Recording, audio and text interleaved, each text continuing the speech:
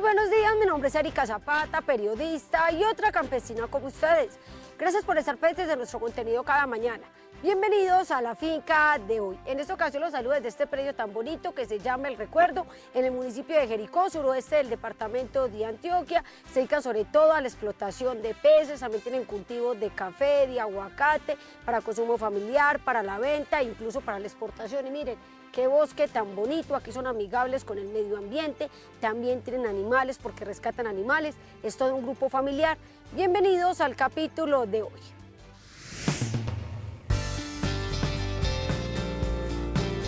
En el siguiente informe desde el departamento del Caquetá les vamos a contar la historia de una pareja de ganaderos que están produciendo leche, pero esto bajo un modelo amigable con el medio ambiente, es decir, están frenando la deforestación bajo un modelo que ellos trajeron de Estados Unidos. Todos los detalles en este programa.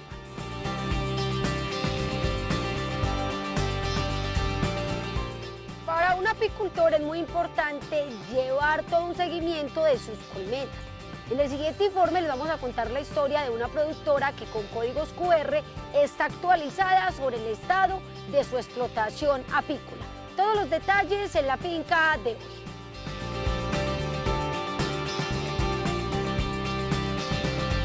El cultivo de chontaduro es un cultivo que se siembra en diferentes regiones de Colombia y es rentable. Ya les vamos a contar por qué es rentable y por qué es productivo este cultivo.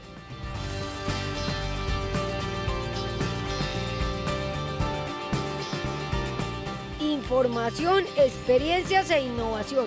Acompáñanos en este recorrido agropecuario por Colombia.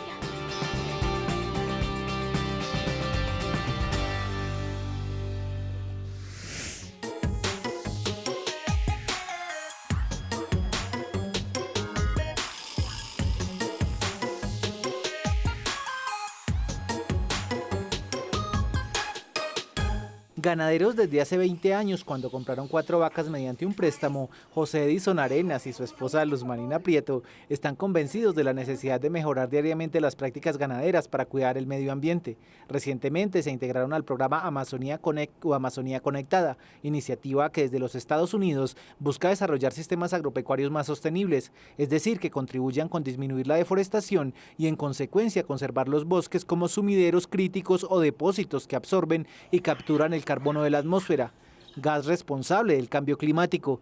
Tras su ingreso al programa, la pareja ya declaró 8 de las 45 hectáreas que tienen en su finca como área de reserva. Nos hemos dado el lujo de poder encontrar manadas de unos micos llamados monobombos y distintas especies de aves. Nos dan la oportunidad de aprender, de capacitarnos, quizás de aprender una nueva cultura para dejársela como ejemplo a nuestras descendencias. Nos da la esperanza de seguir adelante, de ser ganaderos ambientalistas al mismo tiempo, del cuidado de la naturaleza. Para mí es fundamental porque es la vida, tanto para mí como para mis animales, como para mis seres vivos, como para todo.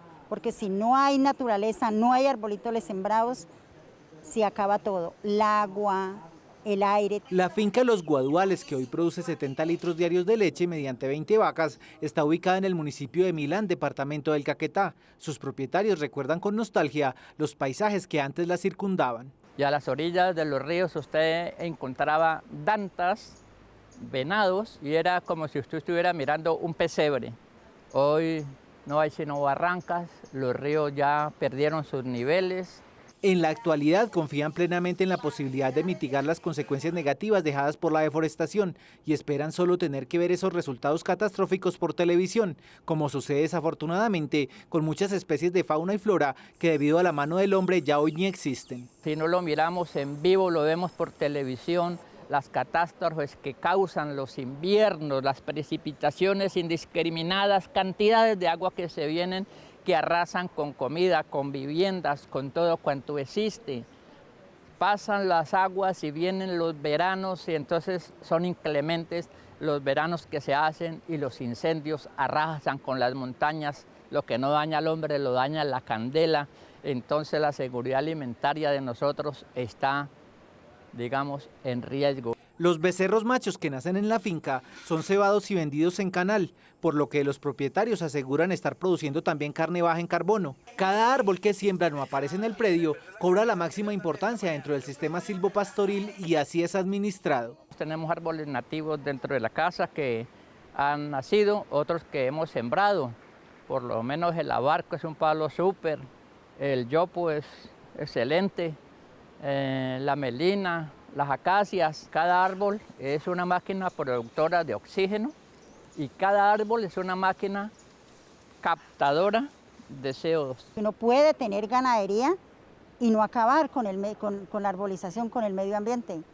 Que los potreros pueden tener árboles, uno puede bajerarle las hojitas que le están haciendo estorbo para que el sol no entre y no terminar con el palito. No se trata de sembrar por sembrar, cada especie arbórea demanda de su propio cuidado. Dicen, los ganaderos son contaminadores del planeta porque las heces consumen mucho CO2 y nosotros los transformamos en abonos y esos abonos los transformamos en comida y se los aplicamos a los mismos potreros para descontaminar. No, yo no quemo, yo no fumigo, lo que se puede hacer con una guadaña.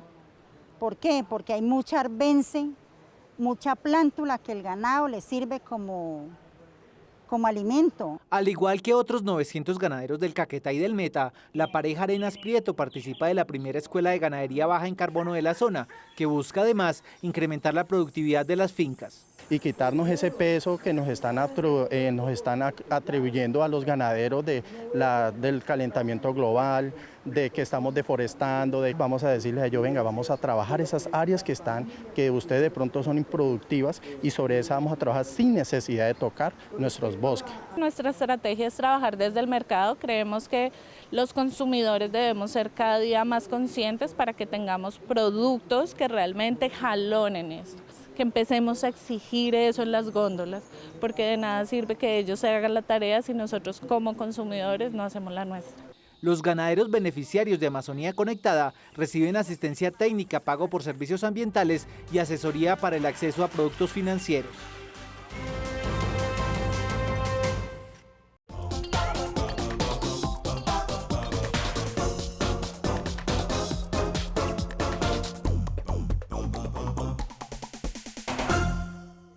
La cooperativa multiactiva de la Amazonía colombiana Coamacol en el departamento del Guaviare está conformada por 150 integrantes, entre ellos excombatientes y reincorporados a la vida civil. Está dividida en varios frentes de trabajo y entre ellos se manejan diferentes proyectos productivos agropecuarios y agroindustriales. Siempre nos hemos inspirado en pues, hacer un cambio de vida, ¿sí? Y pues vimos que en los cultivos, podemos decir, pues uno se distrae, bueno, abre empleo, bueno, eso de diferentes formas sirve para unos y otros, ¿verdad?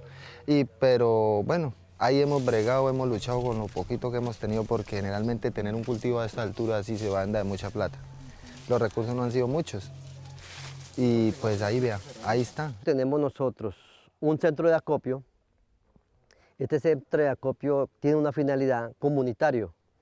Esa finalidad es aprovechar que toda la producción que el campesino produce en la región, como el plátano, la yuca, el maíz, el arroz, el pescado, el pollo, el huevo, se pueda comercializar en este centro de acopio. En la vereda Colinas del corregimiento El Capricho, en San José del Guaviare, están el centro de acopio y la planta de transformación. 6 de los asociados son los encargados de trabajar en la planta, donde se reciben la yuca y el plátano provenientes de los cultivos de la zona para ser procesados. Mientras que unos están en la planta, otros están en producción, en las plataneras, otros están en las yuqueras, otros están haciendo otras actividades, otros están comprando yuca, otros están llevando el transporte. Se empieza desde la recibida del plátano y yuca, entonces ahí se escoge de primera, segunda y ya lo que nos va a servir para la planta, para las pataconas. Lo que no, bueno, lo que ya son muy chiquitos, ripios o eso, ya va para lo de concentrados, que se tiene planeado es lo que nos sobra de cáscara y lo de residuos así, es para hacer concentrados. El plátano y la yuca se ingresan a la planta, se pesan para llevar el registro, después se realiza la desinfección en agua e hipoclorito de sodio y luego se empieza a retirar la cáscara. El proceso que hemos venido realizando, que es la pelada, de ahí la picada, a una medida, pues a como nos lo pide el cliente, si la quiere grande, mediana, pequeña, entonces así mismo se realiza el proceso, la medida de cómo lo picamos.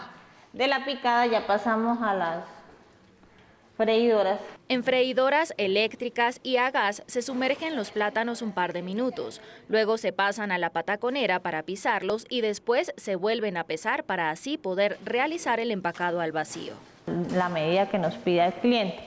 De ahí ya pasa nuevamente a pesarlo, porque el cliente lo va a pedir de media libra, de 1 libra o de kilo, eso, las bolsitas. Entonces, para poder diferenciar los pesos, entonces hay que pesarlo y meter en las bolsas que tenemos para eso, para llevarlo a la empacadora de vacío. Se empaca y se le pone la etiqueta, ya el sello y listo, queda para meterlo al cuarto frío. El proceso con la yuca es diferente. En vez de freírse, se precocina en una olla con agua hirviendo para después ser pesada nuevamente y empacada al vacío. Para los productores y operarios de la cooperativa, esta es la manera de darle un valor agregado a ambos productos y comercializarlos más fácil en la ciudad.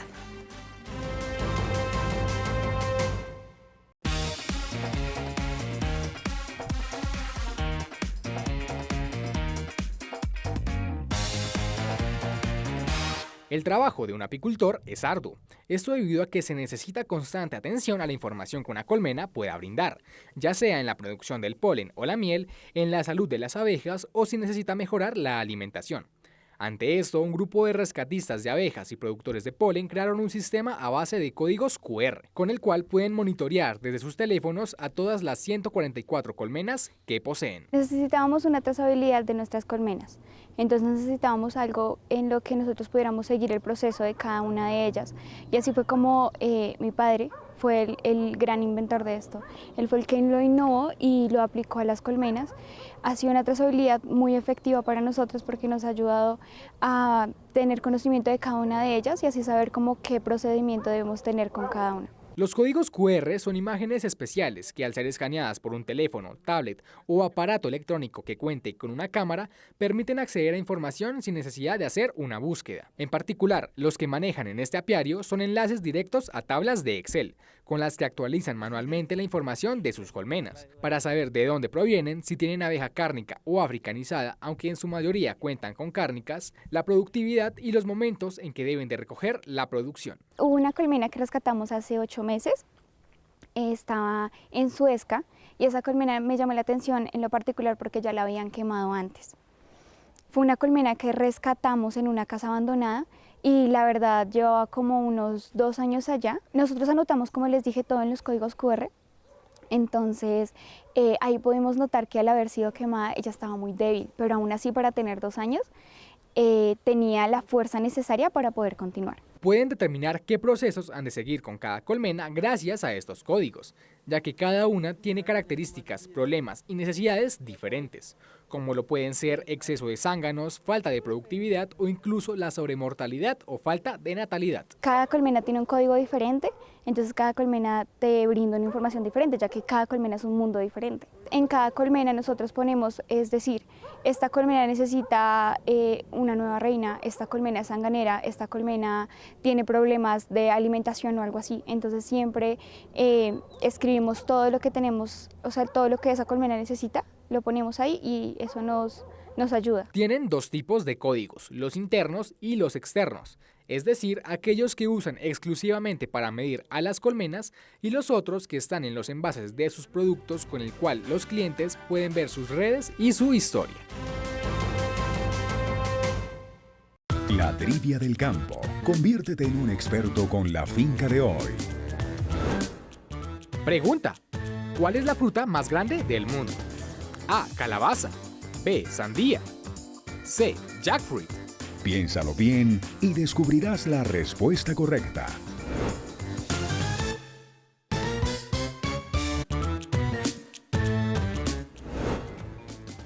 Pregunta: ¿cuál es la fruta más grande del mundo? A. Calabaza. B. Sandía. C. Jackfruit. La respuesta correcta es la C. El jackfruit es una fruta poco conocida en América Latina. Sin embargo, es la fruta nacional de Indonesia y Bangladesh. Y es considerada como la más grande del mundo, ya que tiene pesos entre los 30 y 50 kilogramos, además de sus dimensiones de 90 centímetros de alto y 40 centímetros de ancho.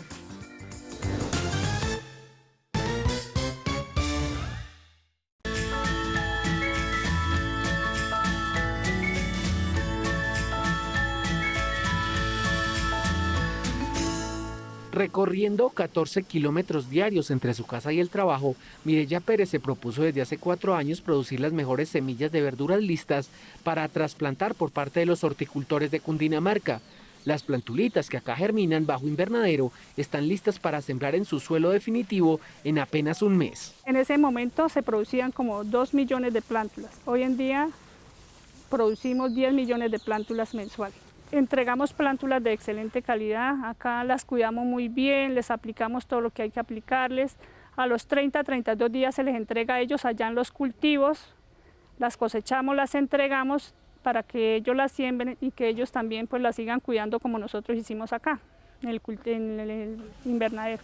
En su orden, la mayor cantidad de semillas solicitada por los clientes es de brócoli, coliflor y repollo. Todas tardan escasamente 3 días en germinar, siempre y cuando se lleve un estricto protocolo en la consecución de las semillas y en su siembra. Nosotros hacemos el requerimiento de las semillas, ¿cierto? Ella llega al almacén, luego llega acá a la zona de siembra y ahí es donde ellos realizan el proceso de siembra. Nosotros preparamos la turba con la cascarilla, hacemos una mezcla y llenamos las bandejitas.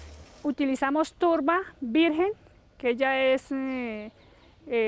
la traen de otros países, y cascarilla de arroz al 85% quemada, porque no se puede ni menos porque trae bacterias y contaminaría la semilla, las plántulas, y más tampoco porque ya se vuelve harina. La temperatura bajo el invernadero debe mantenerse estable entre los 15 y los 18 grados. De aumentar o disminuir afecta el tiempo de la germinación. Tenemos una zona de siembra que se siembra con una máquina. Es una máquina artesanal, se siembra, da bastante rendimiento. Unas 1.300 bandejitas por 200 alvéolos y luego las sembramos con la máquina. Luego las tapamos y duran ahí en el cuarto de confinamiento de 3 a 4 días. Durante su permanencia en el cuarto oscuro o cubiertas con polisombra, las bandejas no reciben ningún tipo de riego o cualquier otra intervención. Cuando la germinación ya ha sido efectiva, las bandejas son llevadas a estas camas en altura, donde serán monitoreadas diariamente. Dura de 3 a 4 días en germinación y luego las sacamos acá, extendemos las bandejitas acá en el cultivo. Cuando ella ya estamos revisando que ella rompa latencia, o sea, la semillita se abre y las traemos y las extendemos acá. Las regamos un poquito y ya, ellas ahí siguen su proceso. Por ahí a los 10 días comenzamos a fertilizarlas. Fertilizamos 2 veces a la semana. Mucha clase de fertilizantes como calcinit, para que ellas crezcan. Y también les aplicamos fungicidas pues, para los hongos, los animalitos. Lo que es fertilización es por fertirriego con una poma y lo que es los fungicidas es también con una bomba estacionaria. Cumplidos los 30 o 32 días, las plántulas están listas para llevar a suelo definitivo. Acá las plántulas de las hortalizas de hoja comestible ya han alcanzado los 10 a 12 centímetros de altura y como mínimo las 4 hojas. Tiene que ser clima frío y condiciones que las siembren bien también y las cuiden, que les apliquen también sus fertilizantes, sus fungicidas, por medio de pomas con agüita. Ahí les aplicamos los productos. Antes de extraer las plántulas de las bandejas, estas se deben regar al igual que el terreno definitivo antes de sembrar cada planta. Este debe ser rico en minerales y tener un buen drenaje. Los trasplantes no deben realizarse bajo el sol intenso y ya realizado este no se debe olvidar el riego frecuente, la fertilización, los aporques y deshierves y los controles de plagas y enfermedades.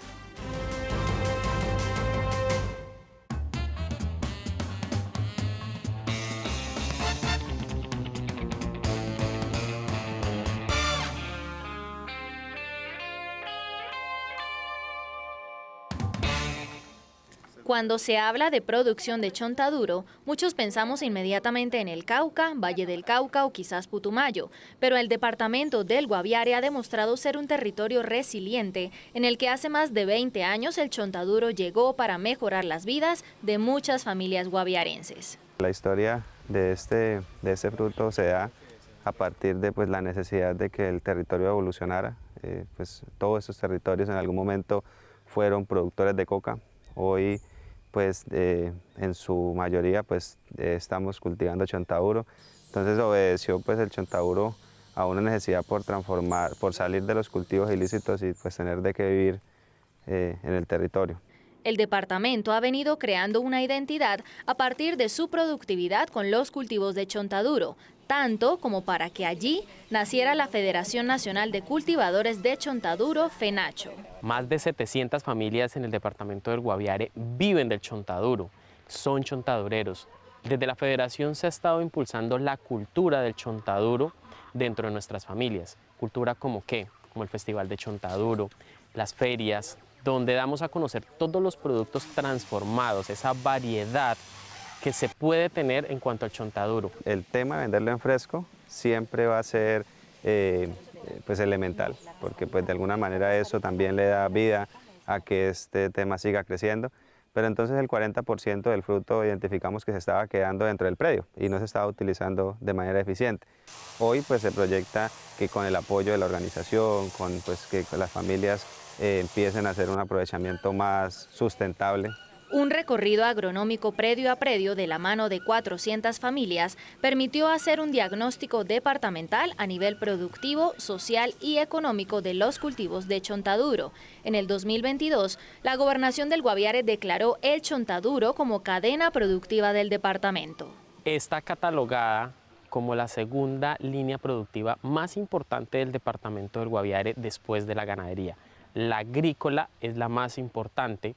Tenemos más de 700 familias, 2.400 hectáreas de chontaduro sembradas aquí en el departamento del Guaviare, una producción al año de 30.000 toneladas de chontaduro que son distribuidas a nivel Colombia. Hoy casi todas las familias cuentan o con un proyecto que traemos que ya estamos próximos a empezar a entregar, van a contar con una picadora todas nuestras familias para que hagan el tema de trituramiento y ya de ahí el silo, la harina deshidratada y eso lo conviertan en proteína animal. Más que a la comercialización de los racimos, los chontadureros guaviarenses le apuntan a transformar el fruto que cosechan en toda una variedad de productos como tortas, postres, arequipes, dulces y yogures. A diferencia del chontaduro de las otras regiones, el chontaduro del departamento del Guaviare sirve para la industrialización. Por sus propiedades químicas y físicas, hacen que se pueda transformar de una forma más adecuada. Hoy el Guaviare es el único departamento en todo el país que cuenta con una cadena productiva de chontaduro. FENACHO espera trabajar de la mano con el Cauca y Putumayo para que también logren el encadenamiento y así, en un futuro cercano, poder crear el Consejo Nacional de Chontaduro.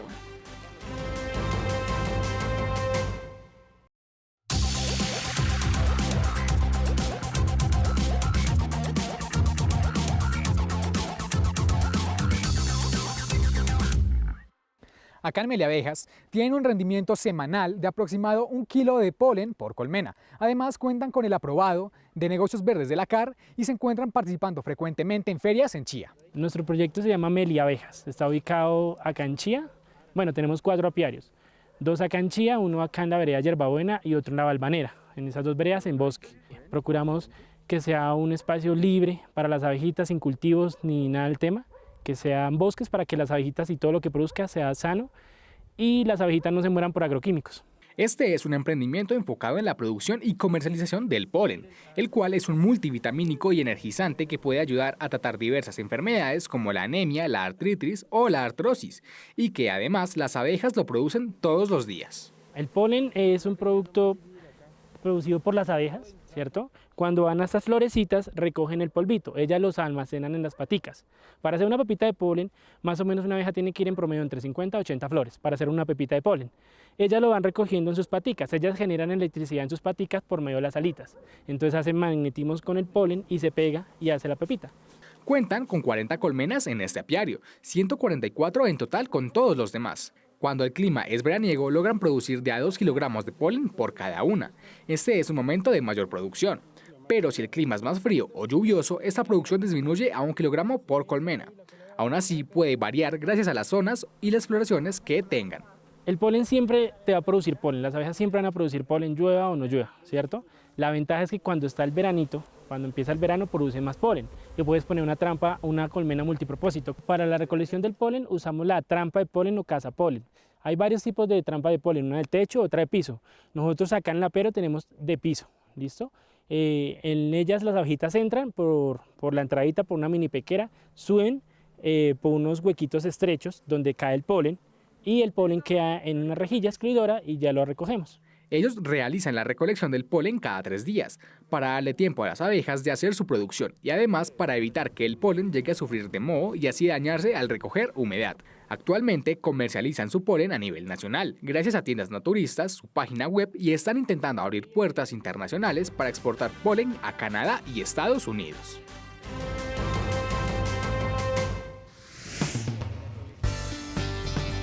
Al regreso, hablaremos del proceso de recolección y secado del fruto amazónico llamado Inchicacay, antes de su transformación, y veremos cómo se lleva a cabo la producción de curúa criolla, un fruto que presenta rendimientos diarios. Ya regresamos. Continuamos con nuestro recorrido agropecuario.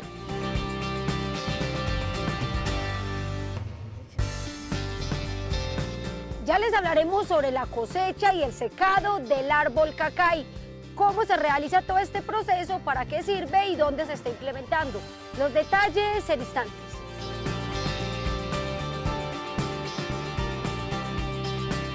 Ya les hablaremos sobre la curúa criolla que se está implementando en diferentes regiones de Colombia, incluso en otros países. Sabe delicioso y es un cultivo productivo y rentable. Todos los detalles en instantes.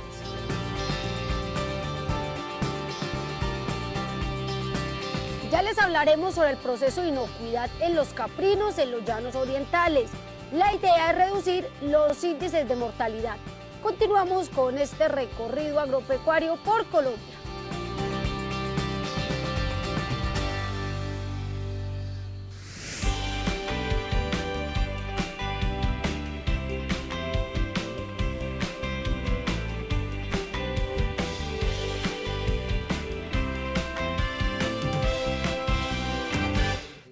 El Inchicacay es el fruto amazónico del árbol de cacay. En Colombia está presente de forma silvestre en el piedemonte de los llanos orientales, en la cordillera oriental y en la Amazonía norte. La primera cosecha llega a los 5 años del árbol. Hasta el momento del proceso de cosecha del Inchicacay, el punto óptimo es cuando él cae por sí solo, ¿sí?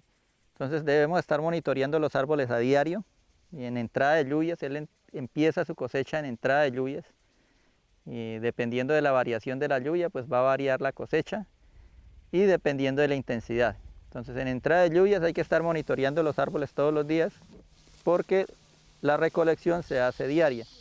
En la cosecha solo se recolectan los frutos verdes o amarillos que caen. El primer proceso es retirar la cáscara y tratar en el menor tiempo posible de orear el cuesco o hueso de la fruta. Se les quita su primer cáscara, mesocarpio. Una vez se les quita su primer cáscara, se ponen a deshidratar y tenemos este fruto, que es el que comercialmente se está manejando. Se llama fruto en cuesco. Este se deshidrata, debe estar limpio, libre de hongos, libre de impurezas y no debe estar con proceso de germinación. Cuando él hace proceso de germinación, normalmente lo que hace es que apenas empieza a secar, él se abre solito. Los cuescos se secan bajo marquesina. Al abrirse salen las semillas o nueces o como se les llama comercialmente en cutícula. Cada fruto generalmente trae 3 semillas, aunque existen árboles que han logrado producir frutos de hasta 6 semillas. Y en marquesina, dependiendo de la intensidad, se debe dejar más o menos 8 días. Pecados que no se deben cometer, errores que no se deben cometer, amontonar ese fruto. ¿Sí? Al amontonarse, pues se hacen unas cámaras de humedad que hace que haya crecimiento microbiano, sobre todo de hongos. Entonces lo que hay que hacer es evitar que por lo menos en esta superficie haya una humedad, un porcentaje de humedad propicio para ese crecimiento. Los cuescos deben estar completamente secos. De no ser así, cuando se saquen las semillas del cascarón, algunas pueden romperse, lo que las hace vulnerables al ataque de hongos. Una vez secos, los cuescos comienzan a abrirse solos y manualmente se extraen las 3 semillas de cada uno.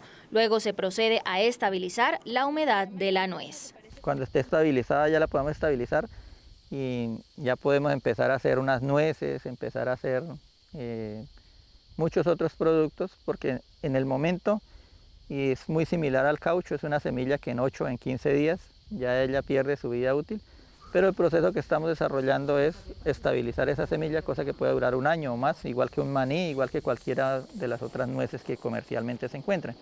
Pero esta en particular se rancia y se degrada muy rápido, pero es porque hemos descubierto que inicia el proceso de germinación.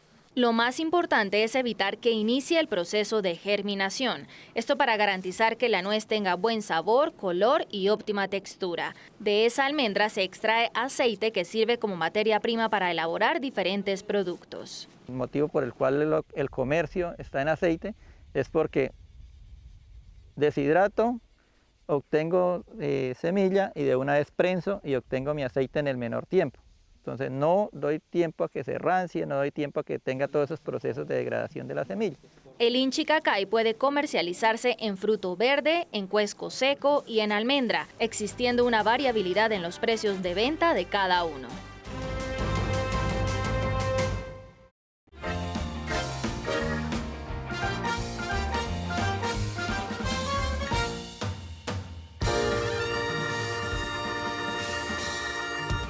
Caficultor hace 5 años, Daniel Díaz Cuellar decidió desde hace 6 meses cambiar sus prácticas de cultivo, concediendo una mayor importancia a los árboles nativos y a los frutales, esos que siembra para garantizar el sombrío de sus plantas de café.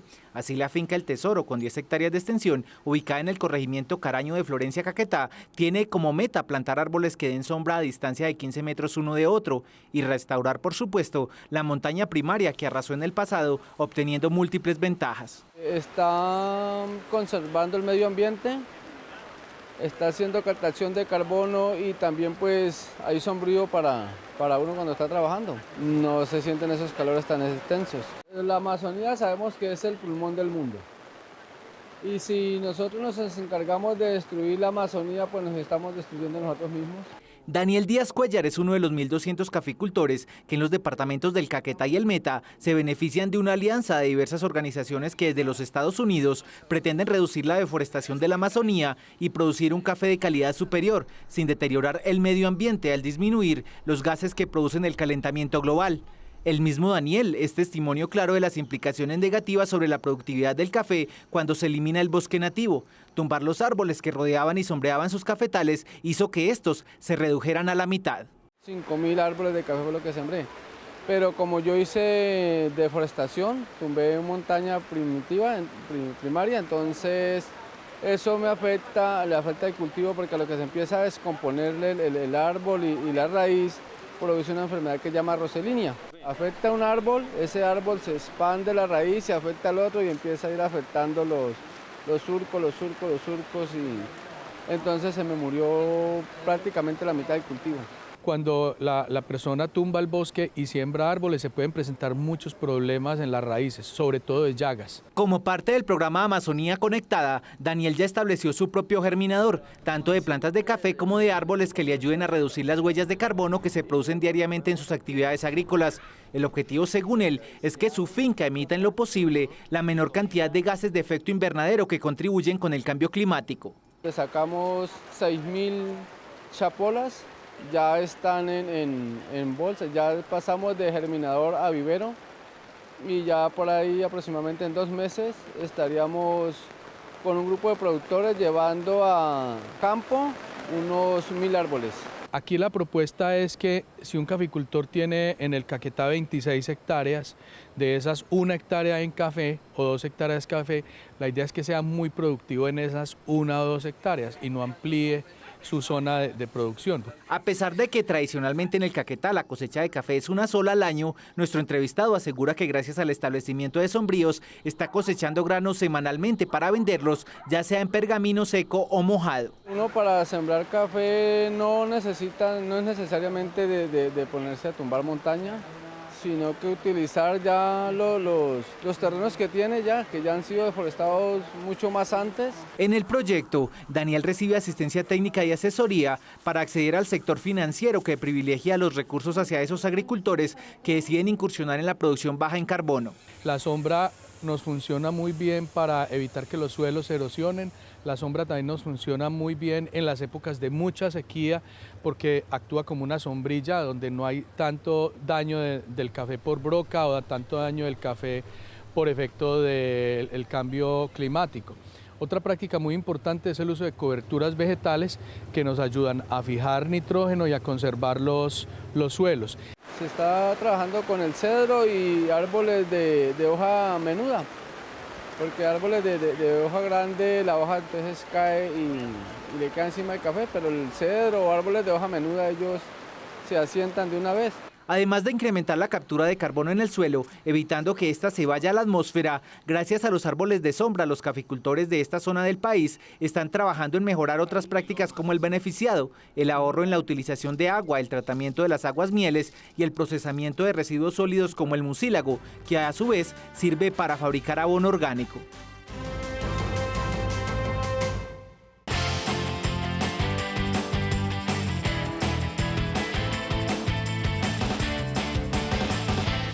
Una de las variedades de la curuba es la curuba criolla, que permite un rendimiento semanal constante cultivándose en alturas entre 2.200 y 3.200 metros, con la capacidad de tolerar caídas en las temperaturas de hasta los -2 grados centígrados. Bueno, en el cultivo de la curuba pues estuvo una variedad que se llama curuba criolla. La potencialidad de esta curuba es que da un rinde casi diarios y no pasa cosecha.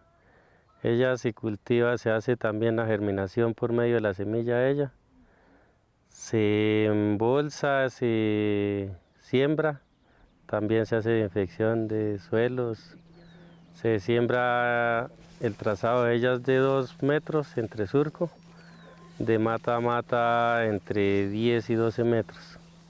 Para que se haga una cortina. La curuba es una planta que desde su plantación tarda aproximadamente entre 8 a 10 meses en la fertilización y en dar su primera cosecha, aunque esta no va a ser la más abundante. Para la cantidad de fruto como tal, para que sea una cosecha más grande, está en un promedio de 18 meses a 24 meses. Después de una cosecha o 2 cosechas es que ya viene la cosecha más grande, es que ya carga más, da más frutos. Pues en un promedio aquí son 100 matas, se puede estar cosechando entre 40 a 50 canastillas de 25 kilos. Ella dura dando esas todas las semanas, por ahí unos de 3 a 4 meses seguidos. Pero esta variedad de curuba pues hablábamos de 40 a 50, en el promedio cuando está en floración eso se bajaría por ahí a 5 o 6 canastillas y vuelve y sigue la cosecha otra vez. Con el fin de que la planta se desarrolle sanamente y por lo tanto de fruto de mayor calidad, hacen uso de un tutorado, es decir, apoyándose en diversos materiales ayudan a que la planta se mantenga vertical y que de esta manera se mantenga erguida y alejada del suelo. El tutorado se hace en una altura de 3 metros a 2 metros y medio de altura, de entre horcón a horcón a 4 metros. Se le coloca una sola cuerda de alambre que sea algo gruesecito, entre calibre 10 y 12. La misma mata se inicia sola por el alambre y luego ya uno pues le va ayudando a subir los gajitos que se van cayendo, se los va uno ayudando a enredar para que se haga la cortina. Ese es el manejo de la curuba. Igualmente se debe tener cuidado con las posibles plagas o enfermedades que puedan atacar al cultivo, pues una vez un fruto desinfectado ya no tiene la posibilidad de ser salvado, sino que debe ser rápidamente identificado y desechado con el fin que no se infecten los cercanos. En la curuba lo que nos está atacando lo que es las flores es el trips y el ácaro, que esos son plagas bastante agresivas con la floración y y también por los tallos el barrenador que comienza por los cogollitos y empieza a regresar la matica a dormirla de para atrás. Esas dos plagas. Y en enfermedades, lo que es la mancha, estas pecas, que es bacterias. Entonces también por eso todo lo malo se nos genera en los cultivos, por el cambio climático, mucho invierno, y entonces la nube hace que se dañe el fruto también. Una vez la fruta ya está lista para ser cosechada, los principales indicadores son el tamaño y los colores que ésta tenga, pues se prefiere recogerla cuando se vea entre verde y amarilla, ya que la fruta seguirá madurando en las canastas y así llegará en su punto ideal al consumidor.